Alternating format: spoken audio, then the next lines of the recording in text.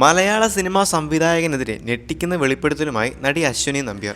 ഒരു സിനിമയിൽ അഭിനയിക്കാൻ വന്ന തന്നെ എന്തോ ചർച്ച ചെയ്യാനുണ്ടെന്ന് പറഞ്ഞ് റൂമിലേക്ക് വിളിച്ചു വരുത്തി ലൈംഗികമായി പീഡിപ്പിച്ചുവെന്ന് തമിഴ് ചാനലിന് നൽകിയ അഭിമുഖത്തിൽ അശ്വിനി നമ്പ്യാർ വെളിപ്പെടുത്തി. മുൻപും അദ്ദേഹത്തിന്റെ സിനിമയിൽ അഭിനയിച്ച് പരിചയമുള്ളതുകൊണ്ടാണ് എന്തോ അത്യാവശ്യ കാര്യം പറയാനുണ്ടെന്ന് പറഞ്ഞപ്പോൾ റൂമിലേക്ക് ചെന്നത്. റൂമിലെത്തിയ തന്നെ ആ സംവിധായകൻ ദുരുപയോഗം ചെയ്തു എന്നും തന്റെ അച്ഛന്റെ പ്രായമുള്ള ആൾ തന്നോട് എന്താണ് ചെയ്യുന്നതെന്ന് മനസ്സിലാക്കാനുള്ള വിവരം പോലും അന്നുണ്ടായിരുന്നില്ല എന്നും ഇന്ത്യ ഗ്ലിറ്റ്സിന് നൽകിയ അഭിമുഖത്തിൽ അശ്വിനി പറയുന്നു. മണിച്ചിത്രത്താഴിലെ അല്ലി എന്ന കഥാപാത്രമായി അഭിനയിച്ച താരമാണ് അശ്വിനി. ധ്രുവം എന്ന ചിത്രത്തിൽ ജയറാമിന്റെ കാമുകിയായും തിളങ്ങി. മണിച്ചിത്രത്താഴ്, ആയുഷ്കാലം, ഹിറ്റ്ലർ തുടങ്ങി നിരവധി മലയാളം, തമിഴ് സിനിമകളിലും സീരിയലുകളിലും അഭിനയിച്ച നടി വിവാഹത്തോടെ സിനിമയിൽ നിന്ന് ഇടവേള എടുക്കുകയായിരുന്നു. ഇപ്പോൾ ആമസോൺ പ്രൈമിൽ സുഴൽ സീരീസിന്റെ 2ാം ഭാഗത്തിലൂടെ വലിയ തിരിച്ചുവരവ് നടത്തിയിരിക്കുകയാണ് താരം.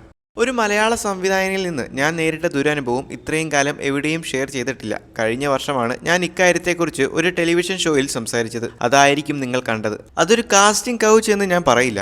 അങ്ങനെ ഒരു സാഹചര്യത്തിൽ അകപ്പെട്ടു പോയി എന്ന് പറയുന്നതായിരിക്കും ശരി. അയാളുടെ പേര് ഞാൻ വെളിപ്പെടുത്തുന്നില്ല, മാപ്പ് നൽകി മറക്കാം. അയാൾ വലിയൊരു സംവിധായകനാണ്. എന്തോ ചർച്ച ചെയ്യാനുണ്ടെന്ന് പറഞ്ഞ് ഓഫീസിലേക്ക് വരാൻ ആവശ്യപ്പെട്ടു. അന്ന് വരെ ഞാൻ എവിടെ പോയാലും അമ്മ ഒപ്പം ഉണ്ടാകാറുണ്ട്. അമ്മയാണ് എൻ്റെ ശക്തി. അമ്മ ഒപ്പമുണ്ടെങ്കിൽ 100 ആണുങ്ങൾ ഒപ്പമുള്ളതുപോലെയാണ്.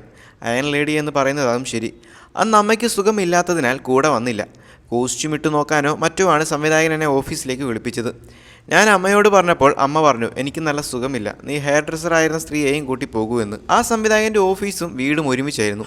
ഓഫീസിലിരുന്ന് ചർച്ച ചെയ്യാമെന്നാണ് ഞാൻ വിചാരിച്ചത്. എന്നാൽ സാർ മുകളിലുണ്ട്, അവിടെ ഇരുന്ന് ചർച്ച ചെയ്യാനാണ് വിളിച്ചതെന്ന് ഓഫീസിൽ നിന്നും പറഞ്ഞു. കൂടെ വന്ന ഹെയർ ഡ്രസ്സറായിരുന്ന സ്ത്രീയെ വിളിച്ചപ്പോൾ അവർക്ക് വരാൻ അസൗകര്യമാണെന്നും എന്നോട് പൊയ്ക്കോളൂ എന്നും പറഞ്ഞു. ഞാൻ അന്ന് ടീനേജറാണ്. ഞാനൊരു കുട്ടിത്തത്തോടെ കളിച്ചു ചിരിച്ചാണ് മുകളിലത്തെ നിലയിലെ സംവിധായകൻ്റെ മുറിയുടെ അരികിലെത്തിയത്. പക്ഷേ അവിടെ ആരെയും കണ്ടില്ല. ബെഡ്റൂമിൽ നിന്നും അകത്തേക്ക് വരൂ എന്നൊരു ശബ്ദം കേട്ടു. ഞാൻ റൂമിലേക്ക് കയറി. ആ സംവിധായകനൊപ്പം നേരത്തെ ഒരു സിനിമ ഞാൻ ചെയ്തിട്ടുണ്ട്. മലയാള സിനിമയായിരുന്നു. അറിയുന്ന ആളായതുകൊണ്ട് അകത്തേക്ക് വിളിച്ചപ്പോൾ കയറി ചെന്നു. ഒരു നിഷ്കളങ്കയായ ടീനേജറായാണ് ഞാൻ ഉള്ളിലേക്ക് പോയത്. അവിടെ വെച്ച് അയാൾ എന്നോട് മോശമായ രീതിയിലാണ് പെരുമാറിയത്. അവിടെ നിന്ന് തിരിച്ചിറങ്ങുമ്പോൾ കളിച്ചു ചിരിച്ച് മുകളിലേക്ക് പോയ ഞാൻ ആയിരുന്നില്ല. അവിടെ എന്ത് നടന്നതെന്ന് എനിക്ക് മനസ്സിലാക്കാൻ പോലും കഴിഞ്ഞിരുന്നില്ല.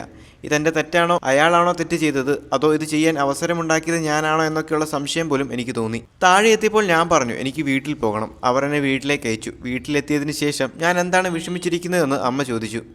ഇതെങ്ങനെ അമ്മയോട് പറയുമെന്ന് എനിക്കറിയില്ലായിരുന്നു. ഇത്രയും കാലം എൻ്റെ ബോഡി ഗാർഡ് പോലെ നിന്ന് എന്നെ സംരക്ഷിച്ചത് അമ്മയായിരുന്നു. ഒടുവിൽ നടന്ന കാര്യം അമ്മയോട് പറഞ്ഞു. അമ്മയ്ക്കത് സഹിക്കാനാവുന്നതിലും അപ്പുറമായിരുന്നു. ഞാൻ കാരണമാണല്ലോ നിനക്ക് ഇങ്ങനെ വന്നത് എന്ന് പറഞ്ഞ് അമ്മ പൊട്ടിക്കരയാൻ തുടങ്ങി. അമ്മയുടെ മുന്നിൽ ഞാൻ തോറ്റുപോയി. അമ്മയല്ല, ഞാനാണ് കാരണമെന്ന ചിന്തകൾ മനസ്സിൽ വന്നു. ഞാനാണ് ഇതിനെല്ലാം കാരണം എന്ന തോന്നലിൽ മരിക്കാൻ തന്നെ തീരുമാനിച്ചു. അന്ന് രാത്രി ഞാൻ ഉറക്ക ഗുളികകൾ കഴിച്ചു. ആ സമയത്ത് എനിക്ക് വേറെ എന്ത് ചെയ്യണമെന്നറിയില്ല.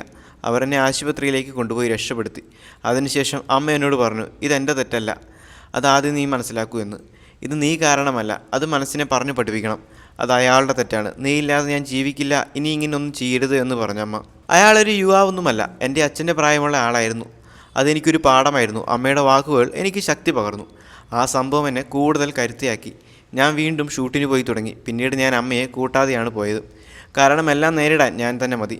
എനിക്ക് ധൈര്യമുണ്ട് എന്ന് ഞാൻ തീരുമാനിച്ചു. ആ സംഭവത്തിന് ശേഷമാണ് എനിക്ക് ധൈര്യമുണ്ടായതെന്നും അശ്വിനി പറയുന്നു. അതോടൊപ്പം അഭിനയത്തിലേക്കുള്ള തിരിച്ചുവരവിനെക്കുറിച്ചും അശ്വിനി മനസ്സ് തുറന്നു. എന്തെങ്കിലും സിനിമയിലേക്ക് തിരിച്ചു വരുമെന്ന് ഉറപ്പുണ്ടായിരുന്നു. മകൾ കോളേജിലായി. ഇപ്പോഴാണ് കറക്റ്റ് സമയം. വിവാഹത്തിന് ശേഷം അഭിനയിക്കില്ല എന്ന് ഞാൻ എവിടെയും പറഞ്ഞിട്ടില്ല. കല്യാണം കഴിഞ്ഞ് പോകുമ്പോൾ പതിയെ തിരിച്ചു വരാം എന്നാണ് കരുതിയത്. ചെന്നൈയിലാണ് എൻ്റെ മനസ്സ്. ലോകത്തെവിടെ പോയാലും എനിക്ക് ചെന്നൈയിലേക്ക് തിരിച്ചു വരണമെന്നാണ് ആഗ്രഹം. വർഷത്തിൽ 6 പ്രാവശ്യം ഞാൻ ചെന്നൈയിൽ വന്നിട്ട് പോകുമായിരുന്നു. ഞങ്ങൾ പതിയെ ചെന്നൈയിലേക്ക് തന്നെ വരുമെന്ന് എനിക്കും എൻ്റെ ഭർത്താവിനും അറിയാമായിരുന്നു. അഭിനയം എൻ്റെ പാഷനാണ്, പ്രൊഫഷനല്ല. എന്നെങ്കിലും ഞാൻ തിരിച്ചു വരുമെന്ന് ഉറപ്പോടുകൂടിയാണ് പോയത്. തിരിച്ചു വരണമെന്ന് ആഗ്രഹിച്ചിരുന്ന സമയത്ത് ദൈവം കൊണ്ടുവന്നതുപോലെയാണ് ഒരു പ്രൊജക്റ്റ് എന്നെ തേടി വന്നത്. ആമസോൺ പ്രൈമിലെ സീരീസായി സുഴലിൻ്റെ 2ാം ഭാഗത്തിലാണ് അഭിനയിക്കുന്നത്. സുഴൽ 1ാം ഭാഗം വളരെ ഹിറ്റായിരുന്നു.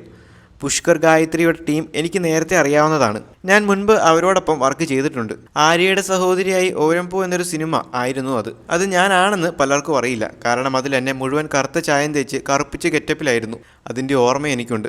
അവർ നല്ലൊരു ടീമായിരുന്നു. സുഴൽ 2ാം ഭാഗത്തിൽ വളരെ നല്ല കഥാപാത്രം വന്നപ്പോൾ തിരിച്ചു വരാൻ നല്ല സമയം ഇതുതന്നെ എന്നാണ് എനിക്ക് തോന്നിയത്. നമുക്കറിയാവുന്ന ഒരു ടീമിനൊപ്പം വർക്ക് ചെയ്യുമ്പോൾ കംഫർട്ടബിൾ ആയിരിക്കും. എൻ്റെ കഥാപാത്രത്തിൻ്റെ പേര് മാലതി. ലാൽ സാറിൻ്റെ ഭാര്യയായാണ്. കതിർ, അമിത്, അതുൽ എന്നീ നടന്മാർക്കൊപ്പമാണ് കോമ്പിനേഷനുള്ളത്. പുഷ്കർ ഗായത്രി ക്രിയേറ്റീവ് ഡയറക്ടറാണ്. ബ്രഹ്മം സർജുൻ എന്നിവരാണ് സംവിധാനം ചെയ്യുന്നത്. സുഴലിലെ സ്ത്രീ കഥാപാത്രങ്ങളെല്ലാം വളരെ മനോഹരമാണ്. മാലതിയും വളരെ ശാന്തയായി സുന്ദരിയായ ഒരു സ്ത്രീയാണ്. വളരെ നല്ല അനുഭവമായിരുന്നു സുഴലിൽ ലഭിച്ചത്. സുഴൽ റിലീസ് ചെയ്ത് പ്രേക്ഷകരുടെ അഭിപ്രായം അറിഞ്ഞതിനു ശേഷം അടുത്ത പ്രൊജക്റ്റ് ഏറ്റെടുക്കാമെന്ന് കരുതുന്നുവെന്നും അശ്വിനി നമ്പ്യാർ പറഞ്ഞു.